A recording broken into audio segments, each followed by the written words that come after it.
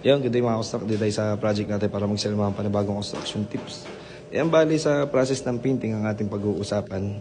Since makikita nyo, ongoing yung application ng ating primer dito sa ating interior walls. Bali, yan is masonry wall.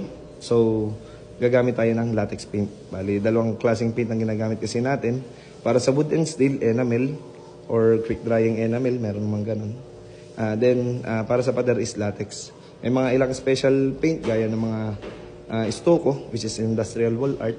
Pero sa ngayon, ang didiscuss lang muna natin is itong ating latex paint. Ayan.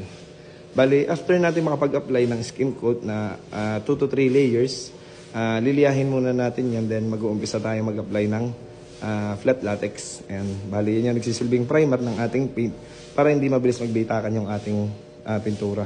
Kung makikita nyo kasi doon sa ibang project, lalo na pagka mga smooth finish ang kanilang palitada, nilalasan lang nila ng pintura yung ating or primer, yung mismong wall, then diretso na sila ng gloss or semi-gloss latex. Ayan. So dito sa atin, ang ginagamit natin is skim coat muna, then apply tayo ng 2 to 3 layers din na flat primer or flat latex, then tsaka tayo nag-finish ng semi-gloss or gloss. Usually kasi ang gloss ay para lang sa mga white color. Madalang ako makakita ng iba pang gloss na colored. Then karamihan sa mga colored ay semi-gloss latex. Ayan. So yun lang po muna share natin ngayon. This is Engineer Barlan sharing another construction tips. Thank you mga construct.